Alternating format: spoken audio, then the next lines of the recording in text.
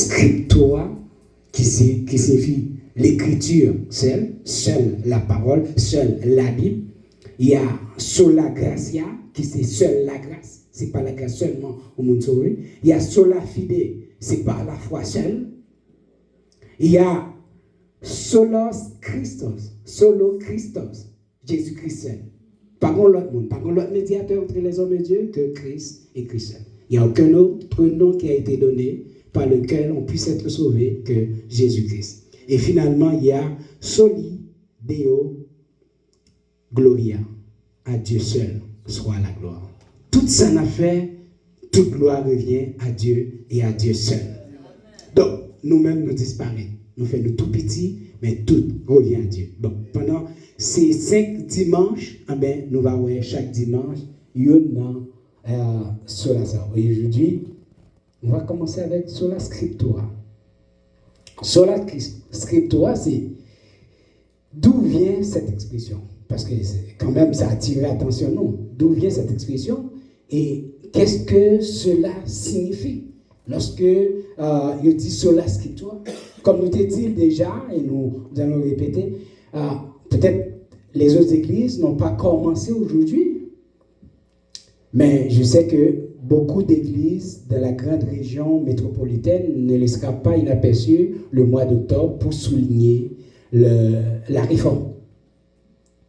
La réforme, il y a des collègues qui sont en préparation pour ça.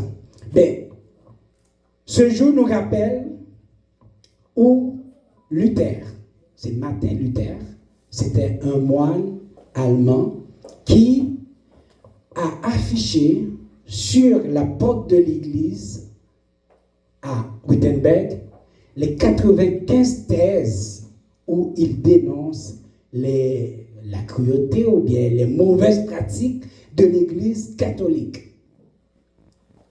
Donc, c'est un 31 octobre 1517. Ça fait environ 5 siècles. Et aujourd'hui, on en parle encore. Pourquoi c'est si important? Eh bien, je dis au cas dit, c'est protestant. Je veux dire que je suis baptiste ou pentecôtiste ou Assemblée de Dieu ou porte étroite, peu importe le nom. Mais il a fallu un Luther qui s'est révolté. Il a fallu un Luther qui s'est levé pour dénoncer les mauvaises pratiques dans l'Église. Et c'est ça qui nous donne cette occasion. Mais, faisons un peu d'histoire. On va aller pour écouter tout ça sortir. Faisons un peu d'histoire, suivez avec moi. On va retourner tranquillement au 1er siècle. Au 1er siècle, Jésus était né, mais juste garder l'image ça là, comme ça, Jésus fait tout. Ça nous connaît l'histoire, ça, on va le faire détailler. Il a choisi 12 disciples. Et ces 12 disciples, il les a enseignés, il les a formés. Par la suite, Jésus est mort. Il est ressuscité. Et 40 jours, il a rencontré ses disciples. Pendant 40 jours, il a vécu après la mort sur la terre. Il a rencontré ses disciples. Il a donné des consignes. Il a même insisté à ce qu'il reste à Jérusalem parce qu'il y a une promesse. Et le 50e jour, après sa résurrection, après Pâques, les disciples ont reçu l'Esprit de Dieu. Et c'est cette journée-là qu'on appelle le jour de la Pentecôte, que nous avons souligné ici. Mais c'est pendant cette journée-là que l'Église a commencé. Parce que l'apôtre Pierre, un des disciples de Jésus, a prêché, a fait la première prédication. Et cette journée-là, il y a eu 3000 personnes qui sont venues à Christ, qui s'est converties. Et en majorité, c'était des Juifs. Je vous le dis déjà, en majorité, c'était des Juifs. Ça ne veut pas dire qu'il n'y a pas eu des païens, que je veux dire païens, des gens d'autres nations. Mais en majorité, c'était des Juifs. Eh bien, ça a commencé comme ça. Mais, je soulignais, Jésus avait donné des recommandations claires aux disciples. Matthieu 28, 19, 20, vous connaissez bien ce texte. Allez, faites de toutes les nations des disciples, les baptisant au nom du Père, du Fils et du Saint-Esprit. Et enseignez-leur tout ce que je vous ai prescrit. Voilà. Enseignez. Jésus, lui-même, lui mettait accent à ce que l'enseignement soit fait. Et qui enseignement quel disciple de bail? Ce que Jésus lui-même les a transcrits, les a transmis, les a enseignés. Donc, disciple pas de l'autre bagage à faire que répéter sa méthode t'es apprendre. Et voilà, quelques mois, ou disons même quelques années plus tars, les disciples ont refait la même chose. Acte 2, 42. Il dit, tous ceux qui croyaient étaient à la même place. Mais chaque jour, ils persévéraient dans l'enseignement des apôtres, dans la communion fraternelle, dans la fraction du pain et dans les prières. 4 piliers de l'église primitive. Et le premier pilier, c'était dans l'enseignement. Ils ne faisaient que répéter ce que leur maître leur avait enseigné. L'église a connu des moments extraordinaires. Une croissance rapide, la manifestation de la puissance de Jésus-Christ, du Saint-Esprit était palpable, était visible parmi eux. Parce que les malades guéris, les gens sont restaurés. Vous connaissez Actes chapitre 4, pas loin. Pierre et Jean entraient dans le temple et puis ils trouvent quelqu'un qui était boiteux, paralysé. Et puis il dit, je n'ai pas grand-chose à te donner. Mais au nom de Jésus, lève-toi et marche. C'est un miracle qui t'a fait. Ils ont dit, nous étions bien ensemble. Chaque jour, ils retrouvent ensemble, ils ont mangé ensemble, des communions fraternelles, au point que quelqu'un même qui vend bien, ils mettent ensemble, pour parmi eux, pas d'indigents. C'était ça la vie de l'église. Qu'être ensemble, l'unité, fraternité, respect, crainte pour la présence de mon Dieu, crainte pour le Saint-Esprit. Ils ont servi mon Dieu et ils ont dit, bon Dieu, la grâce de Dieu, t'es comme si au milieu de eux, et puis ça t'a fait impact sur tout le peuple. C'est pour ça les Sanhédrin, les Juifs, les pharisiens, mais ils étaient fâchés. Une nouvelle doctrine. Ce gars-là, il y a un livre que je lisais, je pense que c'est mon épouse qui m'a donné ce livre, plus qu'un charpentier. On parle de Jésus-Christ. Jésus, il te connaît. C'est pas un homme ça qui t'a grandi parmi nous là. C'est pas le fils de Joseph, le charpentier. Maintenant, il est mort, il est ressuscité, mais même quand il est absent, ses disciples continuent à troubler toute la ville. Parce que la puissance de mon Dieu était à l'heure.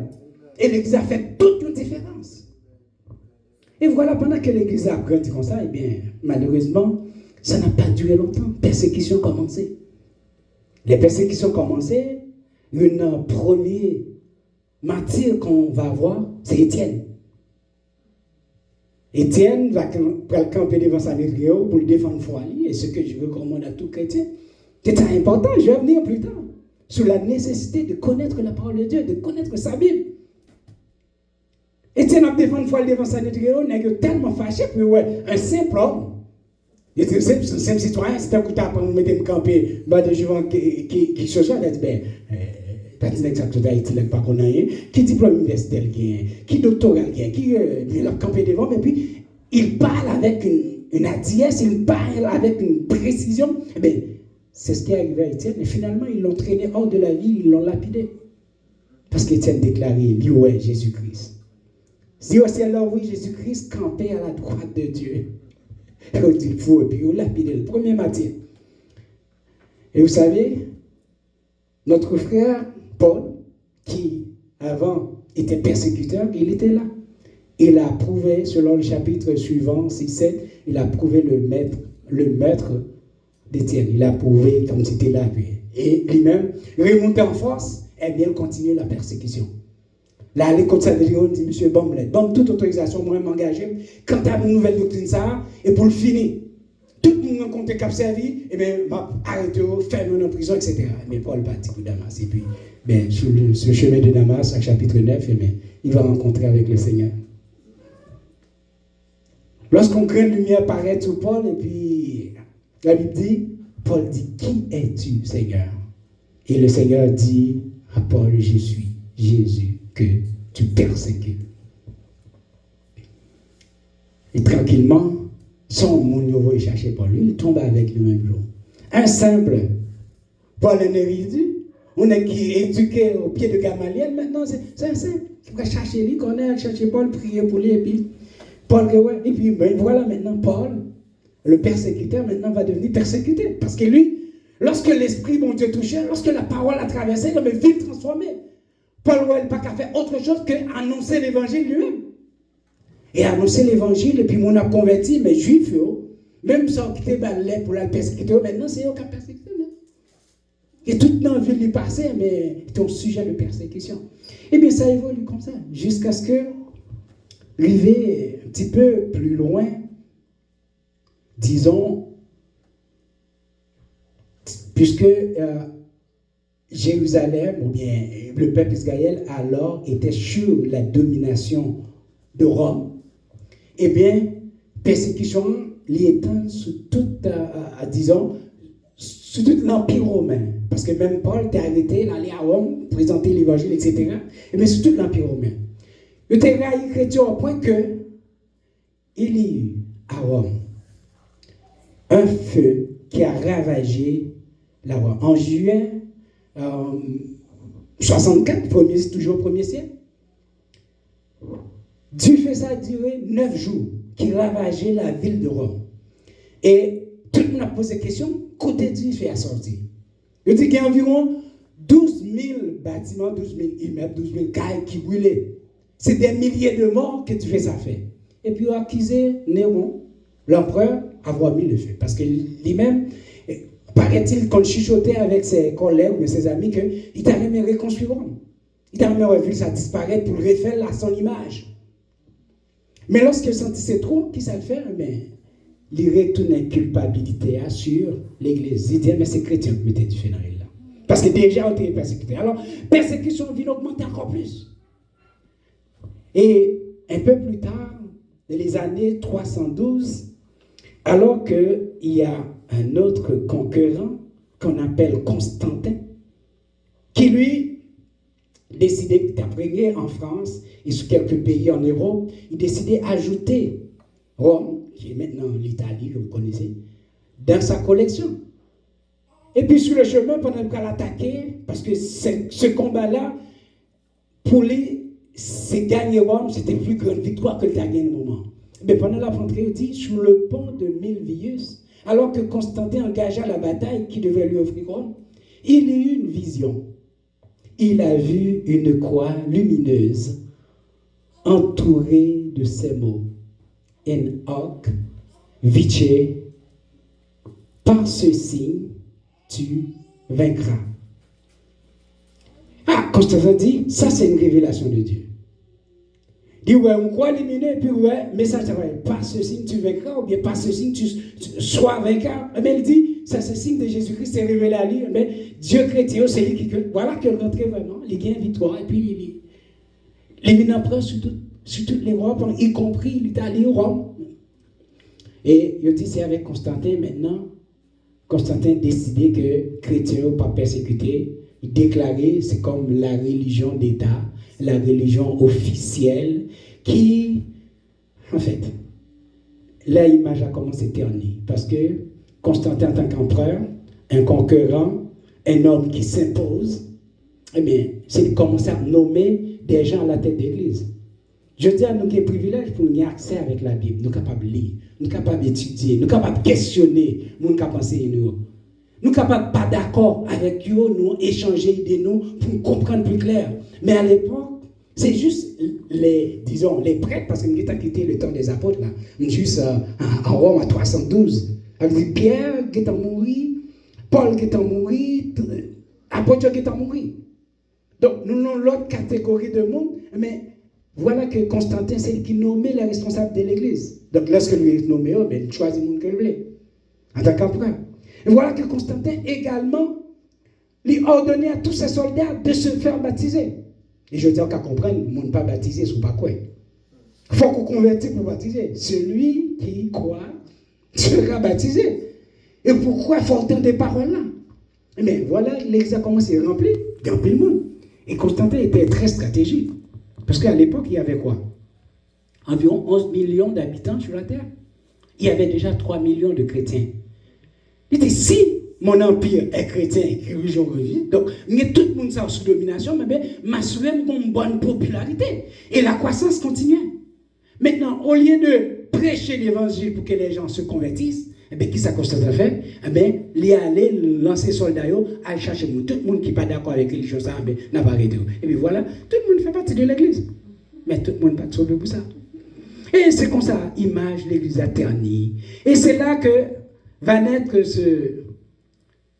ce fameux frère qui, lui-même, c'était un catholique, le moine allemand. On parle de Martin Luther. C'est pendant ses études, tu as étudié la Bible, puis il vient comprendre que ça que l'église catholique enseigne, ou bien ça que vous montrez, c'est pas ça lié. Je ne vais pas vous faire trop de détails parce que mes collègues vont venir avec d'autres informations plus tard pour compléter. Mais sauf que l'enseignement était que faut qu'on fasse des choses pour qu'à sauver. Par exemple, il y a les ventes d'indulgence. Et comme si vous achetez salut. On parle du salut par les œuvres. Comme ça, dans l'examen, on a ajouté le culte marial. Comme si adorer Marie, comme l'autre médiatrice, au lieu de Jésus-Christ seul médiateur entre les hommes et Dieu, que la Bible déclare dans Timothée, eh bien, il fait comprendre que Marie, son médiatrice, quand il prie Marie. Aussi les saints, etc. Ça n'a pas jamais existé. Donc, ces enseignements-là, il y a dans l'église, le culte des morts, tout ça. Eh bien, là, Luther se révolte et là, il a affiché ses 95 thèses. Et 95 thèses, ça, il dénonçait toutes ces choses que je viens de mentionner. Et à l'époque, lorsque l'église, ou bien les responsables de l'église ont appris que Martin Luther avait affiché ses 95 thèses, ils l'ont appelé pour se rétracter, de renoncer, abandonner ses initiatives. Il n'était pas d'accord. Parce que son objectif, c'était, on nous chite ensemble, on nous raconte les problèmes, et puis pour le remédier. Mais on n'est pas d'accord. Et le fait qu'il n'est pas d'accord, mais il est excommunié. Ça veut dire excommunié pour les gens qui gagnent longtemps l'église. Donc, lorsqu'on sanctionne l'église, ou pas qu'on doit prendre la scène encore, ou pas qu'on doit participer. Mais dans l'église catholique, c'est encore pire. Lorsque excommunié, c'est mettre dehors l'église. Il met dehors. Donc, voilà, Luther, excommunié, mais par la providence de Dieu, il y a un spécial qui était passé dans l'époque. C'est l'époque où l'imprimerie fait inventer. Gutenberg a inventé l'imprimerie. Et les idées de Luther qui a pris le temps, non seulement avec ses 95 thèses, mais qui a pris le temps de traduire la Bible, qui était en grec et araméen en partie, mais traduire en latin pour que tout le monde capable de lire. Eh bien, la Bible était l'un des premiers livres à être imprimé. Et ça permet que l'idée était vraiment facile, capable d'y accès, capable de lire, la Bible est capable de comprendre. Dieu est capable de comprendre. Et je dis, capable de, si qu'on livre qui plus publié, qui plus lu, qui plus traduit, et qui pas jamais démodé, c'est la Bible. Ils disent que dans les recherches,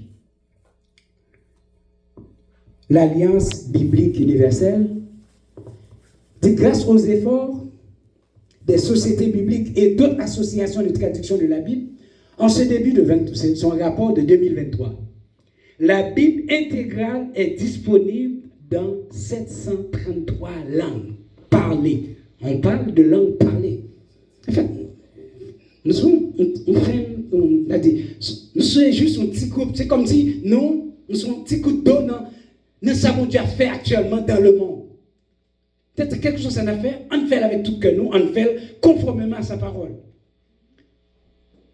Plus de 733 langues que la Bible intégrale, ça veut dire de l'Ancien Testament jusqu'au Nouveau, complètement traduit dans plus de 733 langues parlées. Et il y a des langues ou des dialectes que nous n'avons pas parlé, mais écrit, ou bien qui, juste, nous sommes capables d'échanger, mais c'est pour une langue que nous avons enseigner. Ok?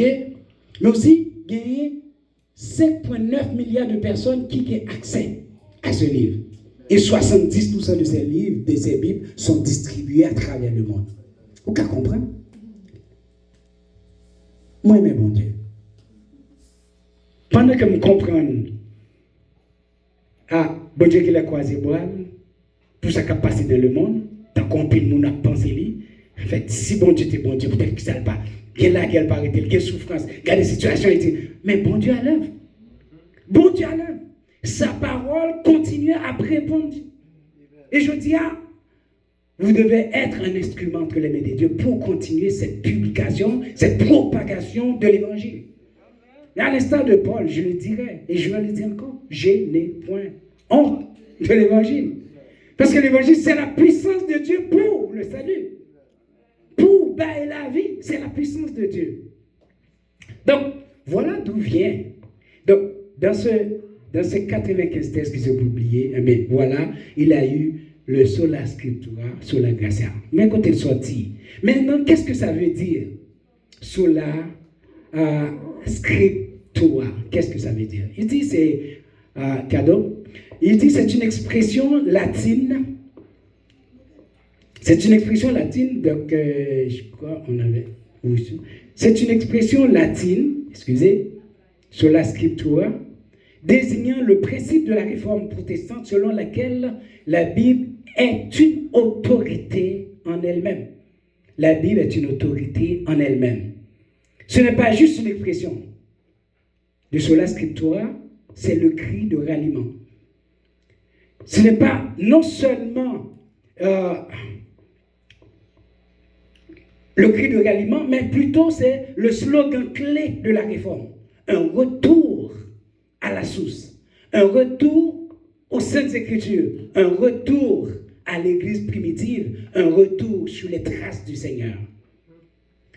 Et l'Église devrait être constamment en réforme, dans le sens que retrouver chaque jour pour questionner quelle ligne la prend, comment la marcher, comment la fonctionner, comment la servir mon Dieu. Est-ce que vraiment, il a volonté, mon Dieu, n'a pratique que la fait? L'Église constamment devrait se poser cette question. Même Jean, ça nous dit, regarde Dieu, si je suis sur une mauvaise voie, conduis-moi sur la voie de l'éternité.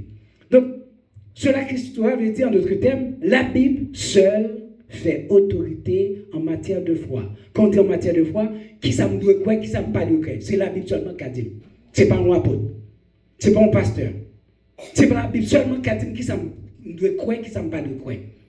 Et en matière de conduite chrétienne, c'est comment on doit vivre. Vivre en tant que chrétien, mais la Bible seulement fait autorité. Un cas bon conseil, un apôtre, un docteur, un évangéliste, un évêque qui a prêché l'évangile, qui a baillé conseil.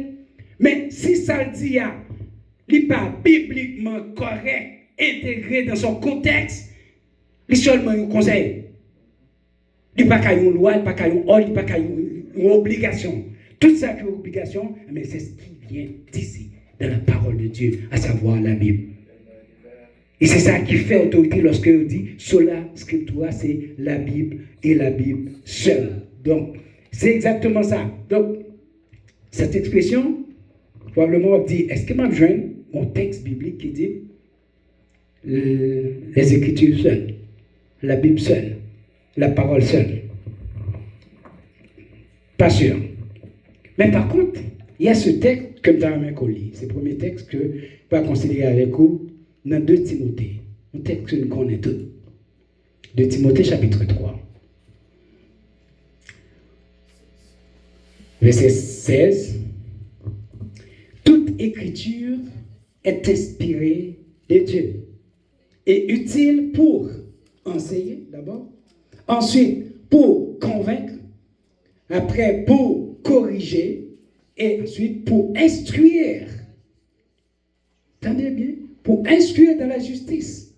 C'est la conclusion. Afin que l'homme de Dieu, on peut mettre femme de Dieu aussi, on peut mettre en gros enfant de Dieu, soit accompli et propre à toute bonne œuvre.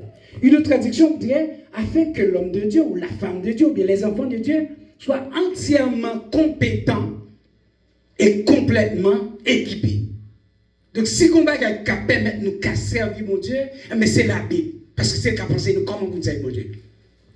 On est d'accord avec moi, nous ne pas fait tout chrétien. Même si tu es fait nos familles chrétiennes. On est devenus enfants de Dieu.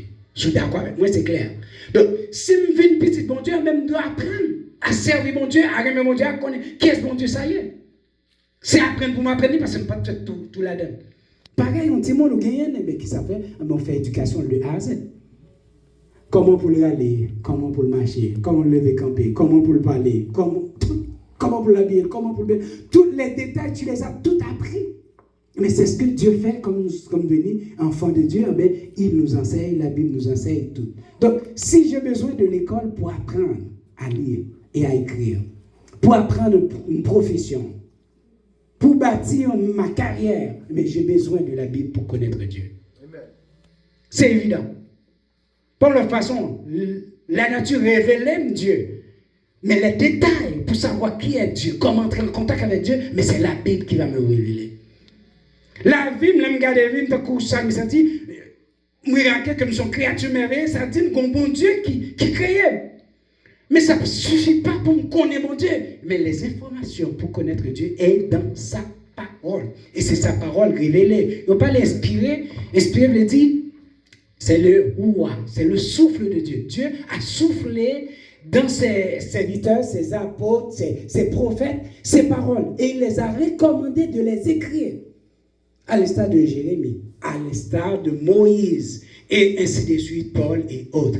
Il les a recommandé de les écrire. Et c'est cette parole écrite qui fait autorité. Donc, c'est parole ça qui apprend moi qu'on est mon Dieu. Pas qu'il n'y ait aucun livre sur la terre qui compare ou qui est équivalent avec la Bible. Je dis par sa continuité, un livre qui est écrit sous des siècles. Les écrits de l'Ancien Testament, de plus que 2000 ans de différence avec les écrits du Nouveau Testament. Tandis qu'il y a au moins minimum 332 prophéties concernant Jésus-Christ. Depuis Genèse 3, verset 15. Il a annoncé, les théologiens appellent ça le protévangile. Il a annoncé la venue de Jésus-Christ. Il a annoncé la venue de celui qui écrasera la tête du serpent. Depuis dans Genèse 3, 15. Esaïe va venir, il va commencer à parler, mais comment ça fera le fait?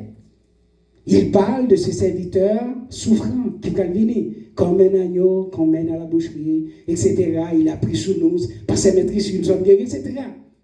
Mais, il dit 332 prophéties complètement accomplies dans la vie de Jésus-Christ.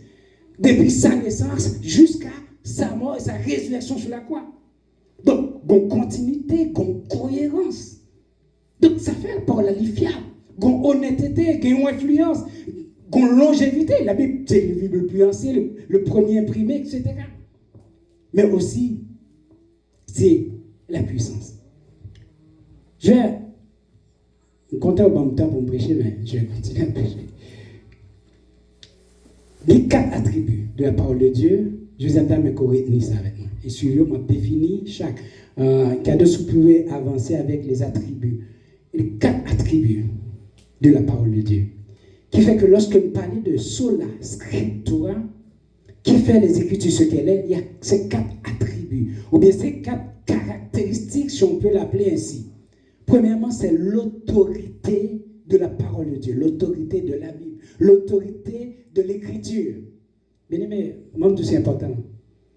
Je dis à un cas négligent, nous arrangeons que nous possédons toutes choses. Et c'est notamment des gens, est-ce que vous venez avec une Bible? Par contre, s'il y a des gens qui ont une Bible, ils ne peuvent pas lever là. Est-ce qu'ils ont une Bible? Comprendre? C'est important, bien aimé. Oui, il y a des applications, je ne nie pas, il y a des applications bibliques sur les téléphones, sur les tablettes. Mais c'est important. Si normalement, on met des à l'école, on peut bas les livres pour qu'apprendre. Changer en Haïti, là, sur pas de livre, on est obligé de prêter les amis et puis cahier pour copier. Mais ici, il n'y a pas ça, il faut bâtir tout document pour l'école, pour l'apprendre. Mais si tout est important, nous faisons sacrifice, tout ça, nous disons, nous faisons sacrifice pour l'avenir. Ça, c'est l'éternité qui est en jeu.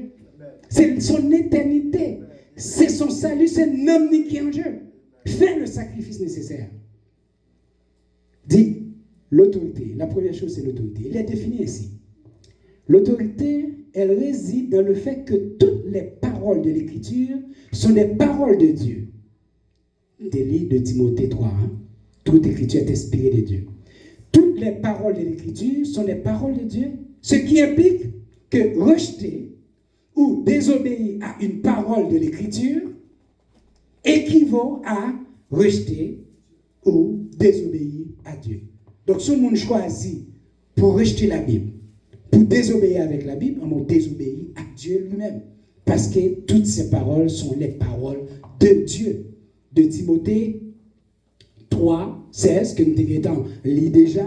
Il y a aussi 2 Pierre 3, côté Paul a parlé de, Pierre a parlé de commandements. Souvenez-vous de ces commandements. Pierre a parlé de ça. Je lis ce texte. Je ne vais pas m'attarder. De Pierre, chapitre 3, le verset 2.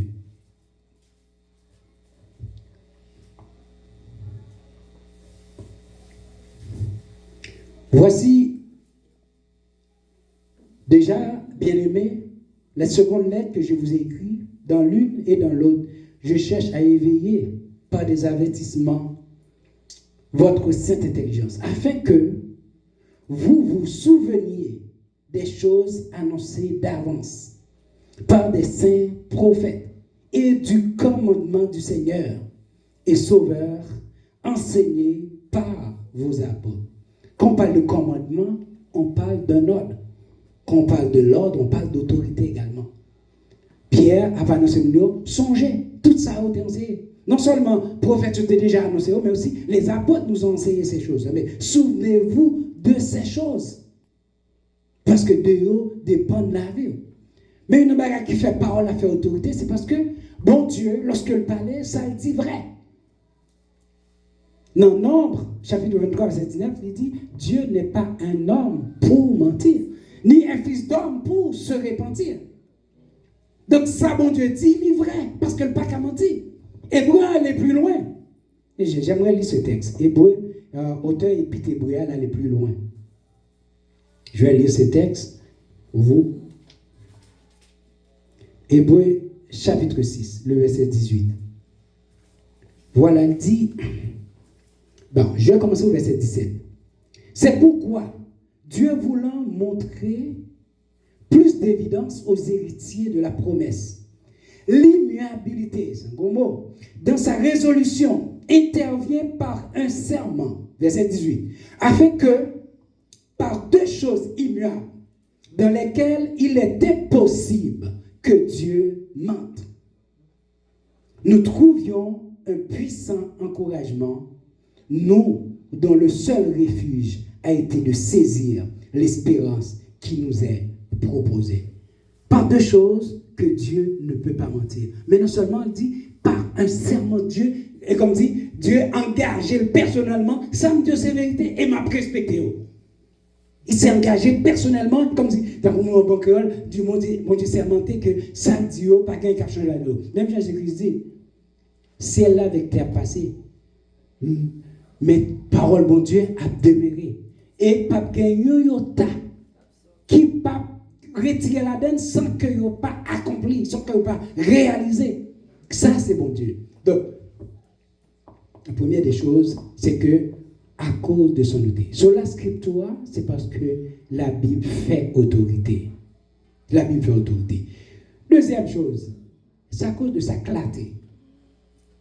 La Bible claire. Parce qu'il y a des hommes saints capables de comprendre la parole de Dieu, capables de comprendre des hommes saints. Je dis des hommes et des femmes saints. Jésus-Christ vient. Qui est-ce qu'il choisit? Parmi ses premiers disciples, Pierre, un pécheur. Paul vient après. Hein? Paul, le savant, le connaisseur, l'intellectuel, vient après. Mais les premiers disciples, c'est des hommes saints du peuple.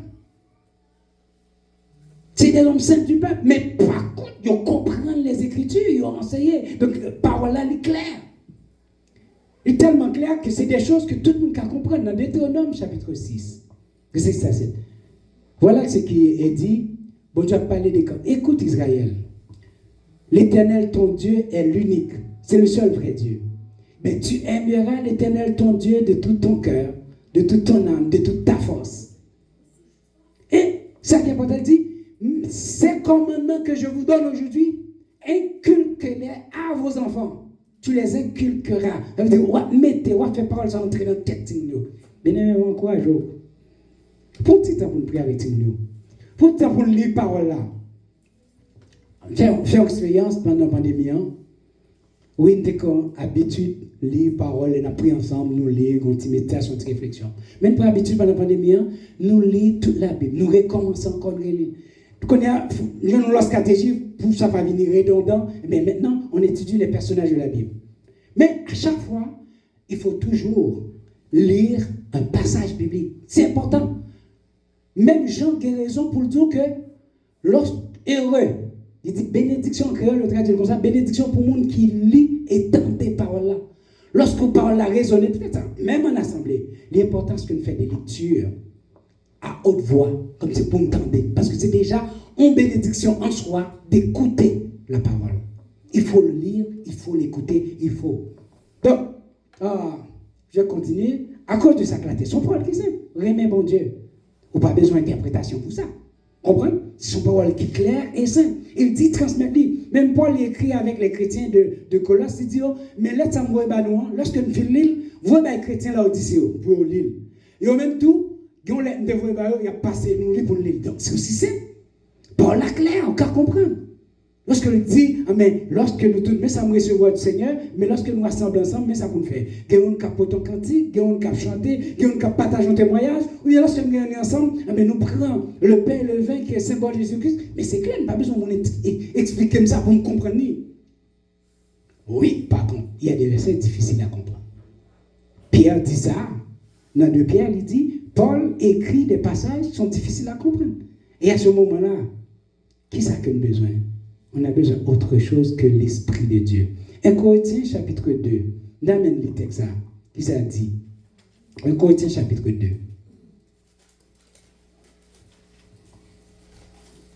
Second mon jeune 1 Corinthiens chapitre 2, verset 14. Mais l'homme animal ne reçoit pas les choses de l'Esprit de Dieu, car elles sont une folie pour lui. Et il ne peut les connaître parce que c'est spirituellement qu'on en juge.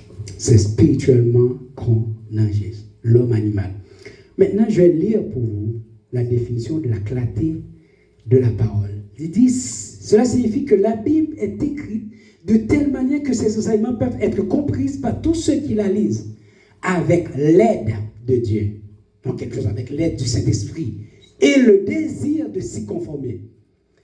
Soit lire la parole de Dieu, c'est pour trouver des fautes, pour trouver l'erreur, ou déjà mal intentionné. Soit lire la parole de Dieu parce que vous voulez apprendre, ou vous voulez conformer la vie avec la volonté de Dieu. Mais bon Dieu, pas quitter dans l'erreur, la prélever, la pas apprendre, la pestou, la penser.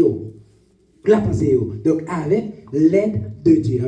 On qui pas de l'esprit bon Dieu, il y a des bagailles qui pas plus comprendre. Je dis au cas là prêcher au monde qui pas de temps de parler de la Bible de l'évangile. Ou dit le péché, il va connaître ça que le péché. Parce que pour lui, c'est normal qu'il vive, il mourir, etc. Qui ça le péché? Dit tout le temps pas connaissance de la loi, on ne peut pas connaître ce péché. Mais parce que la loi est la loi.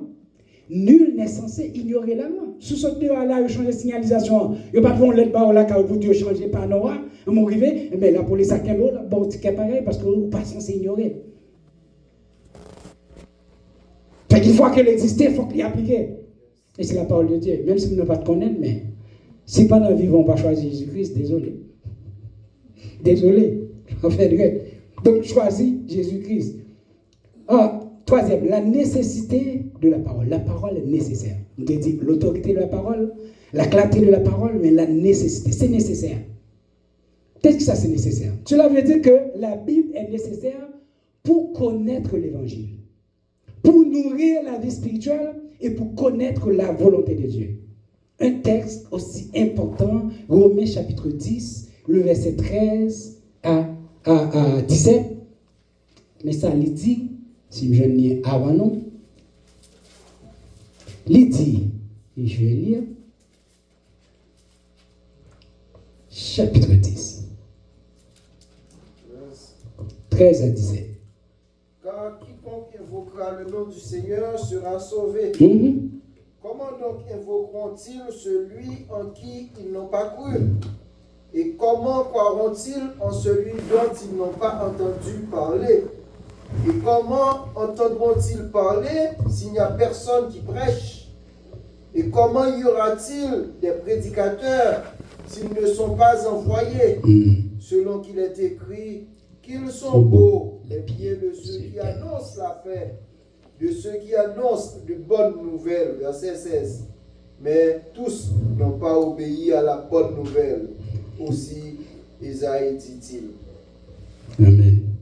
Amen. Ainsi, le verset 17, la foi vient de ce qu'on entend. Et ce qu'on entend vient de la parole de Christ. De la parole de Christ. Le nécessaire, parce que ce n'est pas qu'il y a monde qui a sauvé sans pas attendre la parole. Voilà. Pour le salut, la parole est nécessaire. Il y a différentes façons que vous nous révélez. Il y a des gens qui disent, ils ont dormi, et puis, ouais, bon Dieu, parle avec eux. Demain, allons à l'église comme ça, confirmé. Mais qu'on révèle. Il y a des gens, c'est parce qu'il a appelé au livre. Il y a des gens, c'est parce qu'il a appelé la Bible. Ok? Il y a des gens, c'est parce qu'il tentait, on prédicateur prêcher, et puis, Paul a rejoint, à l'instar de Pierre, dans l'Acte des Apôtres, le premier, il prêchait, et puis, on nous dit, que ferons-nous, hommes frères? Et Paul a dit, ah, mais répentez-vous et convertissez-vous. Fort Paul a dit, dans Éphésiens chapitre 2. Dit, lorsque nous entendons des paroles là, et que nous croyons là-dedans, eh bien, l'Esprit de Dieu, c'est nous. Nous comme une garantie. Et dans Romains, Paul confirme, il dit, parce que lorsque nous recevons l'Esprit de Dieu, mais l'Esprit de Dieu révèle à notre esprit que nous sommes enfants de Dieu. Ça veut dire, parole là vraiment, les atteindre, nous transformer maintenant, c'est petit bon Dieu. Important pour nous entendre la parole. Donc, il est nécessaire pour le salut, il est nécessaire pour la vie spirituelle, dans le sens que pour nourrir nous, il dit, l'homme ne vivra pas seulement de pain, mais de toute parole qui sort de la bouche de Dieu. Ça, c'est dans Deutéronome 8, 3, Matthieu 4, 4, on connaît le texte déjà, Jésus qui répond avec et Satan lorsqu'il devine persécuter. Donc, mais également, Pierre a dit, il faut le désirer comme le lait spirituel et pur. Nous-mêmes qui sommes enfants dans l'évangile, lorsqu'on fait converti, mais il faut qu'on désire, il faut qu'on soit, pour qu'on ait, nous qu'on ait qui ça bon Dieu dit, nous qu'on ait qui ça parle lancé, nous qu'on ait qui ça tel bagaille signifie. Qu'on soit, et bon tout bien aimé, l'important, nous pas qu'à grandir, nous pas qu'à venir plus mature, nous pas qu'à venir plus jeune, plus ferme, si nous pas nourrir nous dans parole là. Et parole là aussi, nous permettent que nous capables de comprendre ou connaître la volonté de Dieu. Qui ça, bon Dieu, voulait pour moi? Chaque jour, on prie. Chaque jour, moi, je fais prier ça. Bon Dieu, qui soit voulu me faire pour aujourd'hui? Comment on peut faire volonté? Nous vivons, nous essayons de conformer nous. Mais des fois, il y a des choses particulières que Dieu peut vouloir nous demander à faire pour cette journée-là. Mais en tant qu'enfant de Dieu, en tant que serviteur, en tant qu'ambassadeur de Dieu, mais comment on est capable? C'est ça. Et le dernier, c'est la suffisance de la parole de Dieu. C'est le dernier que je vais voir et je vais terminer. La suffisance de la parole de Dieu. Ça signifie que l'Écriture a toujours contenu toutes les paroles dont Dieu voulait que son peuple dispose à chaque étape de la rédemption. Et qu'elle contient aujourd'hui tout ce que nous avons besoin d'entendre de la part de Dieu pour être sauvés, pour lui faire pleinement confiance et lui obéir parfaitement. Donc la parole il contient tout ça. Et je reviens dans notre texte de base de Timothée chapitre 3, mais surtout je vais lire également le verset 15 de Timothée chapitre 3, je vais lire aussi le verset 15. Voilà. Paul adressé à Timothée, je vais lire le verset 14 aussi. Toi, demeure dans ces choses, il parle de la parole là. Demeure dans ces choses que tu as apprises et reconnues certaines. Demeure dans ces choses que tu as apprises et reconnues que c'est vrai, quand dit certaines. Reconnais certaines. Sachant de qui tu les as apprises. Verset 15. Dès ton enfance, tu connais les saintes lettres qui peuvent te rendre sage à salut par la foi en Jésus-Christ. Dès ton enfance. Parole-là suffit pour nous sauver. Je vais raconter un témoignage qui expérience mon Dieu fait avec moi. Ça caïdo. Ouais, clair, non, c'est des bagailles. Mais si on bagaille qui casse au vent, pas autre chose, c'est la parole.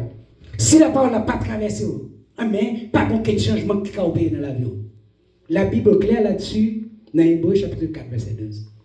La parole est vivante et efficace. Plus tranchant qu'un épée à double tranchant.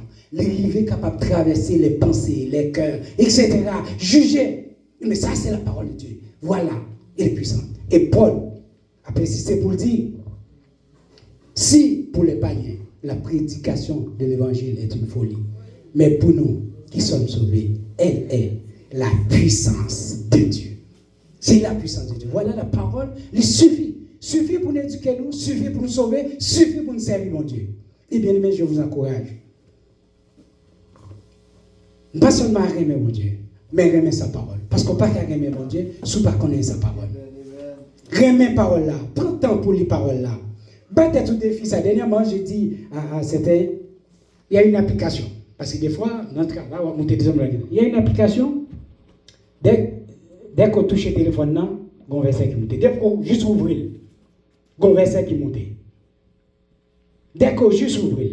Si on monde a dit, bon, moi-même, j'aimerais travailler, moi, hier, ou entrer, ou monter, mais est-ce que, au moins, minimum, au moins 10 fois par jour, nous vérifions le téléphone.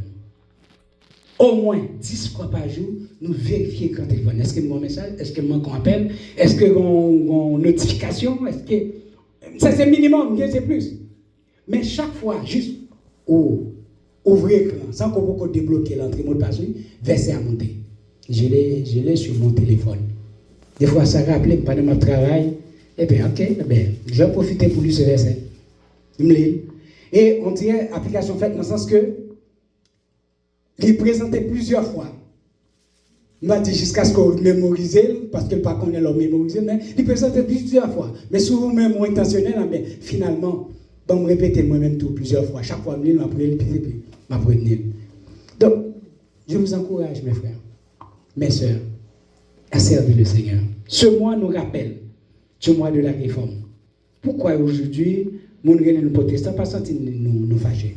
Si vraiment on respecte l'idéal de la réforme, qui est l'écriture seule, la parole seule, la grâce seule, pour Jésus-Christ seul, seulement pour la gloire de Dieu, la foi seule, si l'idéal sont respectés, je suis fier d'être protestant et noir.